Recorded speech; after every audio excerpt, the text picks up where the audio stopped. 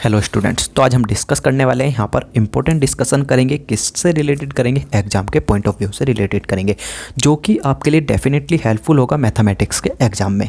आपको पहले ही बता देता हूँ क्या क्या डिस्कस करेंगे गाइस। यहाँ पर जो मैं फर्स्ट डिस्कस करूँगा वो आपके साथ डिस्कस करूँगा कि जो हमारा पेपर होता है वो 100 मार्क्स का होता है, जिसमें से 40 मार्क्स की स्टैटिक्स, 20 रीजनिंग और 40 का मेरा मैथमेटिक्स होता है। तो उसमें से कौन सा पोर्शन आपको पहले अटेंड करना है। सेकंड मैं आपके साथ डिस्कस करूंगा नेगेटिव मार्किंग किस टाइप से होती है गाइस। देखिए, मोस्टली स्टूडेंट को ये सब बातें पता होती हैं, लेकिन कुछ स्टूडेंट्स ऐसे हैं जिनको अभी भी नेगेटिव मार्किंग क्लियर नहीं है। थर्ड मैं आपके साथ जो डिस्कस करूंगा वो करूंगा गाइस यहाँ पर कि आपको कितने MCQ अटेंड करने। गाइस देखिए, टोटल MCQ हमारे पास 100 अवेलेबल होते हैं, जिसमें से यहाँ पर 40 मेरे होते हैं मैथ्स के और 20 होते हैं यहाँ पर हमारे रीजनिंग के, और गाइस देखिए 40 MCQ होते हैं स्टैटिक्स के। तो गाइस इसमें से कौन से MCQ आपको फर्स्ट अटेंड करने हैं, इनको डिस्कस करना है। सेकंड हमें नेगेटिव मार्किंग डिस्कस करनी है, और थर्ड हमें डिस्कस करना है कि हमें 100 में से जो हमारे पास 100 MCQ अवेलेबल है, इसमें से आपको कितने MCQ अटेंड करने हैं। 40 MCQ अटेंड करने हैं, 60 करने हैं, 80 करने हैं, या 100 आउट ऑफ 100 MCQ अटेंड करने हैं। अब कुछ स्टूडेंट्स कहेंगे कि सर हम तो 100 आउट ऑफ 100 अटेंड करेंगे। गाइज मैं भी यही चाहता हूँ कि आप 100 के 100 MCQ अटेंड करें, लेकिन यहाँ पर जो नेगेटिव मार्किंग है गाइज, उसकी वजह से क्या होता है, यदि आपने 100 MCQ गलत यहाँ पर जो आप अटेंड कर रहे हैं उसमें से कुछ MCQ आपके गलत हो गए, तो उसकी वजह से क्या होगा, अदर पे भी इम्पैक्ट पड़ेगा, क्योंकि नेगेटिव मार्किंग है। तो अभी मैं आपको क्लियर करता हूँ कि आपको किन बातों को ध्यान में रखते हुए अपने MCQ को डिसाइड करना है कि हम कितने MCQ अटेंड करें। क्लियर है। और फोर्थ जो हम यहाँ पर डिस्कस करेंगे, मैं यहाँ पर डिस्कस करूँगा कि कौन सा चैप्टर एग्जाम के पॉइंट ऑफ व्यू से ज़्यादा रेलिवेंट है, जो हमारा मार्क्स स्कोरिंग चैप्टर होगा। आइए तो गाइस देखिए, यहाँ पर सबसे पहले आप कब डिसाइड करेंगे गाइस। देखिए पहले बात कर लेते हैं कि कौन सा पोर्शन आपको पहले अटेंड करना है। तो गाइस देखिए, मैं पर्सनली जो आपको सजेस्ट करूँगा वो करूँगा स्टैटिक्स को। आप यहाँ पर सबसे पहले स्टैटिक्स के पोर्शन को अटेंड करिए। स्टैटिक्स हमारी 40 मार्क्स की, जो कि आपकी 35 to 40 मिनट में आप इजीली अटेंड कर पाएंगे, आपको कोई भी प्रॉब्लम नहीं आएगी। ये हो सकता है कि आप 30 मिनट में भी इसको कंप्लीट कर लें, 40 मार्क्स को अपने सिक्योर कर लें। ऐसा क्यों कह रहा हूँ, क्योंकि गाइस देखिए यहाँ पर क्या होता है ना, 10 to 12 मार्क्स की जो है आपकी थ्योरी आती है। जैसे कि आपने देखा होगा कि इंडेक्स नंबर एक चैप्टर है, उसमें कुछ टेस्ट दिए हुए हैं कि कौन सा टेस्ट किस फॉर्मूले को सेटिस्फाई करता है। क्लियर है गाइस। यहाँ से जैसा कि एक चैप्टर और है हमारे यहाँ पर इंडेक्स नंबर से अगला जो चैप्टर है टाइम सीरीज, उसमें भी कुछ थ्योरी की जो है प्रॉब्लम अराइज होती है, थ्योरी के MCQ अराइज होते हैं। तो गाइस इस टाइप से यहाँ पर 10 to 12 मार्क्स की हमारी थ्योरी आती है, जिसको हमें टिक करने में 1 सेकंड भी नहीं लगता एक MCQ में। क्लियर है। तो इसलिए गाइस यहाँ पर आप इजीली अटेंड कर सकते हैं। सेकेंड आप जो गाइस यहाँ पर प्रायोरिटी देंगे वो देंगे रीजनिंग को। और गाइस देखिए, रीजनिंग अटेंड करते टाइम आपको एक बात ध्यान में रखनी है कि एक MCQ उठाया आपने, मान लेते हैं रीजनिंग का फर्स्ट MCQ उठाया और आपने सोल्व करा और वो आपसे सोल्व नहीं हुआ। सेकंड टाइम आपने उठाया, सोल्व करने के लिए ट्राई करी, फिर भी सोल्व नहीं हुआ। तो गाइस देखिए, यहाँ पर आपको जो है इसमें टाइम इन्वेस्ट नहीं करना। यदि आप कोई भी MCQ उठा रहे हैं और वो आपसे सोल्व नहीं होता, तो आप उसको मैक्स टू मैक्स कितना देंगे, 2 मिनट देंगे ओनली। 2 मिनट से ज़्यादा नहीं देंगे। आप उसको छोड़कर नेक्स्ट MCQ पे जंप कर जाएंगे। गाइज मैं देखता हूँ मोस्टली स्टूडेंट क्या करते हैं कि एक MCQ के पीछे पड़ जाते हैं। गाइज काफ़ी स्टूडेंट मुझे ऐसे मिलते हैं कि जब तक ये सॉल्व नहीं होगा हम आगे नहीं जाएंगे। गाइज ऐसी गलती बिल्कुल भी मत करना एग्जाम में। यदि आपको नहीं आता तो आप डेफिनेटली दूसरे MCQ पे जंप कर जाना। क्लियर है। और गाइज जो आप थर्ड अटेंड करेंगे यहाँ पर वो करेंगे मैथमेटिक्स के पोर्शन को। मैथमेटिक्स में भी सेम बात ध्यान रखनी है कि आपसे यदि एक MCQ सॉल्व नहीं हो पाया किसी भी कारण से, तो उस पर फंसे मत रहना, नेक्स्ट MCQ पर जंप कर जाना। अब गाइस देखिए, आपके साथ मैं सेकंड जो बात कर लेता हूँ यहाँ पर, वो बात कर लेता हूँ कि कौन सा चैप्टर हमारे लिए मोस्ट इम्पोर्टेंट है। तो गाइस देखिए, यहाँ पर 40 मार्क्स में से जो आपको 13 to 15 मार्क्स दिलाएगा गाइस, वो चैप्टर है यहाँ पर time value of money. Time value of money. तो गाइस आप समझ सकते हैं कि एग्जाम के पॉइंट ऑफ व्यू से कितना रेलिवेंट है हमारे लिए time value of money chapter number 4 है आपके मॉड्यूल में। गाइस सेम है यहाँ पर स्टैटिक्स में। गाइस देखिए, जो आपको 13 to 15 मार्क्स दिलाएगा वो यहाँ पर चैप्टर है हमारा measures of central tendency and dispersion. तो गाइज आप समझ सकते हैं कि दोनों चैप्टर हमारे लिए कितने इंपॉर्टेंट है एग्जाम के पॉइंट ऑफ व्यू से। अब गाइज देखिए, यहाँ पर आपको मैं मान के चलता हूँ कि गाइस देखिए हम लेके चलते हैं कि 13 का ही आ गया। इसमें से यहाँ पर जो टाइम वैल्यू ऑफ मनी में से आया 12 MCQ आ गए और यहाँ पर कितने आ गए 13 MCQ आ गए। टोटल MCQ कितने हो गए हमारे गाइस, देखिए यहाँ पर टोटल MCQ कितने हो जाएंगे 25। अब गाइस देखिए यदि आपके ये दोनों चैप्टर अच्छे से क्लियर है, प्रॉपर वे में आपने क्लियर किए हुए हैं, measures of central tendency and dispersion के लिए आपको फॉर्मूले क्लियर होने चाहिए, टाइम वैल्यू ऑफ मनी के लिए आपको ट्रिक क्लियर होनी चाहिए, कैलकुलेटर ट्रिक। आप देखिए फॉर्मूले से भी सॉल्व कर सकते हैं लेकिन वहाँ पर आपका ज़्यादा टाइम कंज्यूम होगा, तो इसलिए आप प्रेफर कीजिए कि यहाँ पर 100 ट्रिक के थ्रू इस चैप्टर को प्रिपेयर कर लें। गाइस इस चैप्टर में कोई भी प्रॉब्लम नहीं आएगी, मैंने कंप्लीट डिस्कस किया हुआ है। एडिशनल क्वेश्चन बैंक को भी मैं ट्राई करूँगा आज या कल मैं आपके साथ अपलोड कर दूँ एग्जाम से पहले। नहीं हो पाता तो कोई प्रॉब्लम नहीं है, सेम ट्रिक को आपको अप्लाई करना है। ट्रिक मैंने आपके साथ कंप्लीट डिस्कस की हुई है, आप जाके लेक्चर देख सकते हैं। Measures of central tendency and dispersion का इस पर ट्रिक बेस MCQ आते हैं और फॉर्मूले बेस भी आते हैं। कुछ तो आपको फॉर्मूले याद रखने हैं और ट्रिक बेस के लिए आप हमारा लेक्चर जाकर देख सकते हैं। तो गाइस आपको इन दोनों चैप्टर को प्रॉपर वे में करके जाना है ताकि आप अपने 25 मार्क्स स्कोर कर सकें। अब गाइस देखिए 25 MCQ में से 25 के 5 हमने अटेंड कर लिए इन दोनों चैप्टर के, क्लियर है। अब गाइस देखिए हमारे पास कितने MCQ अवेलेबल हैं 75। अब ऐसा तो होगा नहीं गाइस कि इन 75 में से आप जो है 25 भी अटेंड ना कर पाएँ। गाइस इतनी प्रैक्टिस सभी स्टूडेंट्स की होती है, किसी ने 4 क्लास भी लिए है ना 10 क्लास में, तो वो भी इन 75 में से 25 ईजिली अटेंड कर पाएगा। तो गाइस देखिए जो आपके पास होने की टेंशन थी वो तो ख़त्म हो गई। तो कोई भी स्टूडेंट डरे ना कि मैं जो है मैथमेटिक्स के एग्ज़ाम में फ़ेल हो जाऊँगा, क्लियर है। तो गाइस देखिए आप इजीली पास हो गए। अब बचते हैं यहाँ पर हमारे 50 MCQ में से जो आपको आता है आप उसको करिए, नहीं आता तो आप डेफिनेटली छोड़ दीजिए, कोई भी प्रॉब्लम नहीं है। कौन करेगा गाइस ऐसा जिसको पता है कि मैं फ़ेल हो सकता हूँ और उसने सिर्फ और सिर्फ 50 MCQ को टारगेट किया था और 50 MCQ से लगता है कि मैंने करेक्ट किया है, तो वो सिर्फ और सिर्फ उनको ही अटेंड करेगा, आगे ना छेड़े पेपर को। क्लियरली कह रहा हूँ क्योंकि नेगेटिव मार्किंग है। मैं मान के चलता हूँ कि आपने कहीं यहाँ पर 60 अटेंड कर लिए, 50 तो आपको करेक्ट आते थे और 10 आपने और अटेंड करे, और गाइस 10 में से कोई भी 8 गलत हो गए तो गाइस 2 मार्क्स तो वैसे ही डिडक्ट होंगे। आपके कितने आ रहे थे यहाँ पर 52, 2 मार्क्स डिडक्ट होकर फिर भी कितने आ जाएंगे 50 आ जाएंगे। लेकिन गाइस जो आपने 10 एक्स्ट्रा अटेंड किए, 10 के 10 गलत हो गए, तो इस 50 को जो कन्वर्ट कर देंगे वो कर देंगे ये 48 में। अब कुछ स्टूडेंट कन्फ्यूजन में हो रहे होंगे इस चीज़ को समझने में। मैं आपको सबसे पहले नेगेटिव मार्किंग क्लियर कर देता हूँ गाइस। देखिए नेगेटिव मार्किंग जो होती है यहाँ पर होती है मेरी 1/4 की, या मैं कह सकता हूँ 0.25 की मेरी नेगेटिव मार्किंग होती है। यदि आपका एक MCQ यहाँ पर रॉन्ग हो जाता है, किसी भी कारण से रॉन्ग हो जाता है गाइस, क्लियर है, तो उसमें ये 1 मार्क्स तो कटेगा ही कटेगा, प्लस 0.25 मार्क्स एक्स्ट्रा कटेंगे। तो गाइस देखिए एक MCQ गलत होने पर यहाँ पर आपके कितने मार्क्स डिडक्ट हो गए 1.25।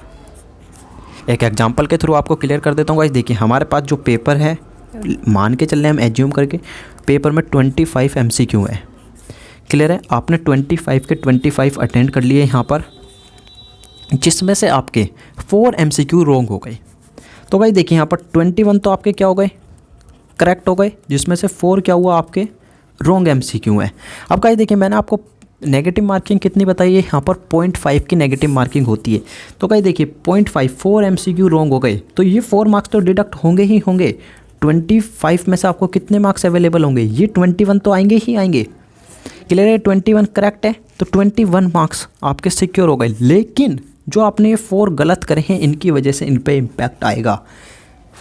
0.5 की नेगेटिव मार्किंग थी, 0.25 की, तो गाइस देखिए कितने हो गए 0.25 को आप 4 से मल्टीप्लाई कर लीजिए, कितना हो गया 1। तो गाइस 4 मार्क्स तो ये तो डिडक्ट होंगे ही होंगे, एक एक्स्ट्रा मार्क आपका डिडक्ट हो जाएगा। तो गाइस आपके मार्क्स कितने आ रहे थे 21, लेकिन आपने 4 गलत करे जिसकी वजह से आपके मार्क्स कितने आएंगे 20। तो इस बात को ध्यान रखना, क्लियर है। अब मैं आपको ये चीज़ क्लियर कर देता हूँ यहाँ पर कि मैं क्या कहना चाहता था कि आपसे आपको कितने MCQ अटेंड करने हैं। अब गाइस देखिए आपने यहाँ पर जाकर पेपर देखा, पेपर में आपको लगता है कि आपके जो है यहाँ पर 40 MCQ बिल्कुल करेक्ट हैं, उनमें 40 मार्क्स कोई हिला नहीं सकता, लेकिन आप बाकी के 60 में श्योर नहीं है कि गलत भी हो सकते हैं सही भी हो सकते हैं गाइस। तो उसमें आप पंगा थोड़ा ना सोच समझ के लीजिएगा, जो भी आप अटेंड करेंगे अपने रिस्क पे करिएगा, थोड़ा सोच समझ के अटेंड करिएगा। मैं आपको वैसे तो पर्सनली सजेस्ट करूँगा कि आप अटेंड ना करें जब आप श्योर नहीं है। 40 वाला, ओनली 40 वाला गाइस। यदि आप 50 का भी अटेंड कर लेते हैं ना, 40 की जगह आप 50 MCQ अटेंड करते हैं और आप श्योर हैं कि 50 के 50 मेरे करेक्ट होंगे, तो आप यहाँ पर 5 से 10 MCQ पर रिस्क ले सकते हैं। जब आप रिस्क ले सकते हैं यानी यदि आपका 50 का करेक्ट है तो आप 60 MCQ अटेंड करिए, डेफिनेटली करिए। अब गाइस बात करता हूँ जिनकी 100% प्रिपरेशन है, जिन्हें लगता है कि हाँ भाई जितने भी मैं अटेंड करूँगा वो करेक्ट करूँगा, और वो क्या है कि 80 से अबव यहाँ पर स्टूडेंट्स, कोई भी जिसकी प्रॉपर वे में प्रिपरेशन है और वो 80 से अबव यहाँ पर अटेंड करता है, तो गाइस मैं उसको सजेस्ट करूँगा पर्सनली कि वो 100 आउट ऑफ 100 का पेपर अटेंड करके आए, यानी 100 के 100 MCQ अटेंड करके आए। जिस स्टूडेंट्स को भी लगता है कि उसके 80 MCQ करेक्ट हैं। क्यों है गाइस, देखिए अब आपको रीज़न बता देता हूँ यहाँ पर 100 MCQ अटेंड करने का 80 वाले के लिए। गाइस देखिए यहाँ पर उसके 80 क्या होंगे, करेक्ट हो जाएंगे। क्लियर है। अब मैं मान के चलता हूँ कि उसने 20 अटेंड, उस 80 में तो वो श्योर था, बाकी 20 उसने अटेंड करे और वो 20 के 20 रॉन्ग हो गए। मान के चलने का ऐसा नहीं होगा, क्योंकि प्रोबेबिलिटी क्या है, सही होने की प्रोबेबिलिटी कितनी है, 1/4, क्योंकि 4 ऑप्शन हमारे पास अवेलेबल होते हैं, 1/4 है प्रोबेबिलिटी सही होने की। गलत होने की कितनी है, 1/3। तो गाइस देखिए मैं मान के चलता हूँ कि 20 के 20 रॉन्ग हो गए। अब 20 के 20 रॉन्ग भी हो गए तो 20 पे हमारे कितने मार्क्स डिडक्ट होंगे, ये 20 तो होंगे ही होंगे। एक्स्ट्रा 0.25 की मेरी नेगेटिव मार्किंग थी, तो आप क्या करिए मल्टीप्लाई कर लीजिए यहाँ पर। तो गाइस देखिए 20 इंटू कितना 0.25, तो गाइस देखिए कितना हो गया 5 मार्क्स। तो हमारे टोटल मार्क्स कितने डिडक्ट होंगे, 25। तो गाइस देखिए फिर भी हमारे कितने आए, 75 आए। तो कुछ स्टूडेंट्स को कुछ भी प्रॉब्लम नहीं होगी जिसने 80 का करेक्ट अटेंड किया है। लेकिन गाइस देखिए मैं आपको बता देता हूँ यहाँ पर जो उसने 20 अटेंड करें, कभी भी ऐसा नहीं होता कि हमने 20 अटेंड करें और 20 के 20 गलत हो जाएं। उसका लक ही ख़राब हो स्टूडेंट्स का, तो मैं कुछ नहीं कह सकता। अदरवाइज़ गाइस ऐसा कभी नहीं होता, बहुत रेयर चांस होता है कि 20 के 20 गलत हो जाएंगे, क्योंकि हम जो अटेंड करते हैं ना गाइस, हमारे कॉन्शियस माइंड में चल रहा होता है कि ये MCQ का ये करेक्ट आंसर हो सकता है। हो सकता है यानी मतलब क्या है कि गाइस कभी ना कभी हमने उसको डेफिनेटली पढ़ा होता है। तो गाइस जो हमारे माइंड में जो पीछे की तरफ होता है ना, वो हमें सब रिवाइज होने लग जाता है कि हाँ भाई इसका ये करेक्ट आंसर हो सकता है। हो सकता है का मतलब ये है कि हमने पीछे कभी ना कभी उसको पढ़ा है या कहीं ना कहीं देखा है, इसलिए तो हम कह रहे हैं कि भाई इसका A ऑप्शन हो सकता है या इसका B ऑप्शन हो सकता है, लेकिन श्योर नहीं हूँ। तो गाइस 20 करें, मान लीजिए आपके यहाँ पर 5 भी सही हो गए, 5 भी सही हो गए गलती से, मैं कह रहा हूँ 5 भी सही हो गए गलती से। तो गाइस देखिए यहाँ पर कितने हो गए आपके, 85 सही हो गए, 15 थे। अब गाइस देखिए 15 गलत हुए, 15 के लिए नेगेटिव मार्किंग भी है, तो 15 इंटू में 0.25। तो गाइस देखिए कितने मार्क्स आपके डिडक्ट होंगे, 3.75। तो गाइस देखिए फिर भी आपके कितने आ जाएंगे, यहाँ से आप कर लीजिए 85 माइनस 3.75। तो गाइस फिर भी आपके कितने मार्क्स हो गए, 81.25। क्लियर है। तो इसलिए गाइस जिस भी स्टूडेंट्स को लगता है ना कि मैं 80 का करेक्ट मैंने अटेंड कर लिया है, वो 100% पेपर अटेंड करे। जो भी गाइस देखिए यहाँ पर जिसने 60 का अटेंड करा है पेपर, जिसको लगता है कि मेरे 60 MCQ डेफिनेटली करेक्ट हैं, वो 5 से 10 MCQ में ही रिस्क ले। क्लियर है। या फिर उस स्टूडेंट्स को लगता है कि मेरे बाकी के पेपर बेस्ट हैं जिसमें से 80-90 आएंगे मार्क्स, तो गाइस वो फिर यहाँ पर 20 के 20 में भी रिस्क ले सकता है, 40 के 40 में भी रिस्क ले सकता है, क्योंकि उसके 60 सही हैं और उसने 40 अटेंड करें, जिसमें से मैं कह के चलता हूँ कि 40 के 40 रॉन्ग हो गए। ऐसा पॉसिबल नहीं है पहली बात तो कि 40 के 40 अटेंड करें और 40 के 40 रॉन्ग हो जाएंगे। मान के चलते हैं 40 के 40 यहाँ पर रॉन्ग भी हो गए, 60 तो उसे श्योर था कि वो करेक्ट हैं और 40 हमारे क्या हुआ यहाँ पर रॉन्ग हो गए। तो गाइस देखिए फिर भी ये यहाँ पर 60 आने थे, अब कितने होंगे, 40 मार्क्स तो ये डिडक्ट होंगे ही होंगे डेफिनेटली मेरे 100 में से। क्लियर है। देखिए 100 में से अब 60 आ रहे थे, क्योंकि हमारे 60 करेक्ट थे लेकिन 40 हमारे रॉन्ग हो गए। तो गाइस देखिए 40 रॉन्ग हुए हैं, 40 तो हम ऑलरेडी डिडक्ट कर चुके हैं, लेकिन नेगेटिव मार्किंग की वजह से 40 पे भी इफेक्ट पड़ेगा। तो 40 इंटू में कितना 0.25, तो गाइस 10 मार्क्स यहाँ से और डिडक्ट हो जाएंगे। फिर भी हमारे कितने आ रहे हैं, 50 आउट ऑफ 100। क्लियर है। लेकिन गाइस ये रिस्क जब भी लेना आप कब लोगे, 40 के 40 आप अटेंड कर रहे हो तो जब आप डेफिनेटली श्योर है कि मेरे बाकी के पेपर अच्छे गए हैं, सभी में 80-90 आएंगे और यहाँ पर 60 आप डेफिनेटली आपके करेक्ट हैं, 60 MCQ डेफिनेटली करेक्ट हैं, उसमें कोई भी रिस्क अवेलेबल नहीं है कि एक भी MCQ गलत हो सकता है। जब भी ये गाइस रिस्क लेना, अदरवाइज रिस्क मत लेना।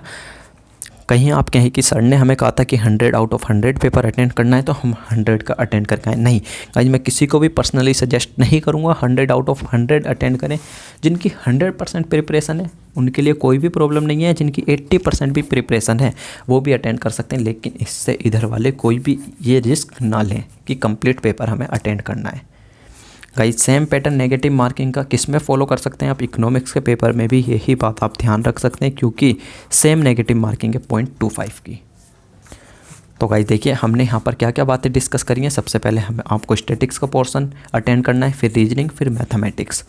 इन दोनों चैप्टर पे मोस्ट फोकस रखना है आपको time value of money and measures of central tendency and dispersion, क्योंकि ये आपको 25 मार्क्स दिलाएंगे। 25 से ये 26 भी हो सकते हैं और 24 भी हो सकते हैं। Clear guys? आई होप कि ये सभी बातें आप ध्यान में रखेंगे। और एक और बात गाइज आपके साथ डिस्कस कर लेता हूँ। गाइज एक और बात ध्यान रखिएगा कि जैसे ही हमारा एग्ज़ाम स्टार्ट होता है, मान लीजिए आपके यहाँ पर गाइज देखिए 5 स्टूडेंट्स आपसे आगे अवेलेबल है, 5 स्टूडेंट्स आपसे आगे अवेलेबल हैं, आप यहाँ पर बैठे हैं।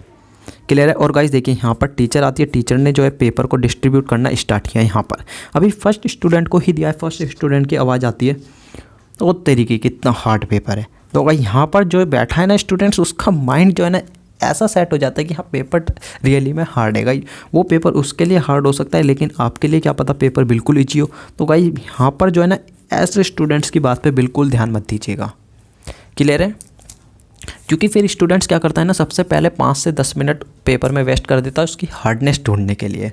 गाइस हार्डनेस नहीं, आपको सॉफ्टनेस को ध्यान में रखते हुए अपने पेपर को स्टार्ट करना है और कंप्लीटली अटेंड करना है उसको 2 आवर में। मिलते हैं गाइस नेक्स्ट लेक्चर में। Tata bye bye, see you, all the best सभी स्टूडेंट्स को। मेरे जितने भी स्टूडेंट्स हैं गाइस, सभी ने मुझे तहे दिल से सपोर्ट किया है। यहाँ पर सभी के लिए मैंने लेक्चर भी अवेलेबल कराए हुए हैं गाइस। मैथमेटिक्स में आपको किसी भी टॉपिक में प्रॉब्लम आती है तो आप हमारे लेक्चर जाकर देख सकते हैं। मिलते हैं गाइस, बाय।